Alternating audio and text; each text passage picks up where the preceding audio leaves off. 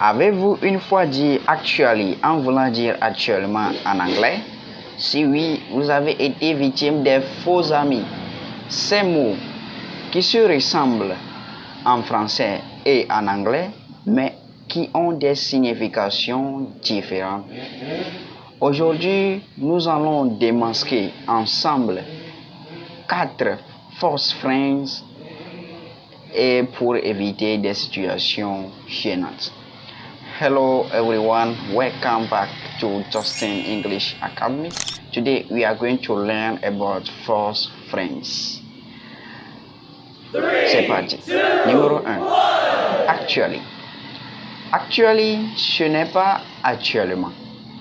En vérité, pour construire un adverbe, en anglais, on ajoute ly plus l'adjectif pour former l'adverbe. Et en voyant le mot actually, il a respecté cette règle. Mais actually, ce n'est pas actuellement. Actuellement qui est now or currently in English.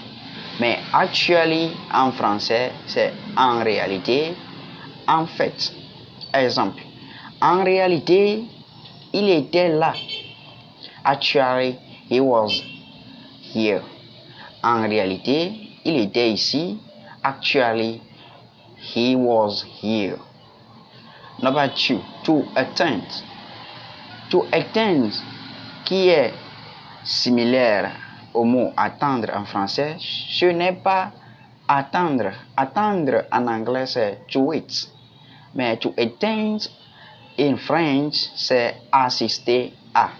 Assister à quelque chose. Assister à. Exemple. J'ai assisté à notre réunion. I attend our meeting. Number 3. Compréhensive. Compréhensive, qui est similaire à compréhensif. Compréhensif, ce n'est pas compréhensif, ce sont des faux amis. Compréhensif, en anglais, c'est understanding. Mais compréhensif, en français, c'est complet ou exhaustif. Exemple, le cours complet que tu as besoin est dans ce livre. The comprehensive lesson you need is within this book. So far, so good, I think. Let's finish with resume. Resume, qui est similaire à résumé, ce n'est pas résumé. Résumé en anglais, c'est to summarize. But resume in French, c'est plutôt reprendre. Exemple, après la pause, nous allons reprendre le travail. After the break, we are going to resume the work. Nous voici à la fin de cette vidéo. Merci beaucoup de m'avoir suivi. J'espère que tu as bien compris les explications de chaque mot et comment les identifier pour ne pas être victime des faux amis.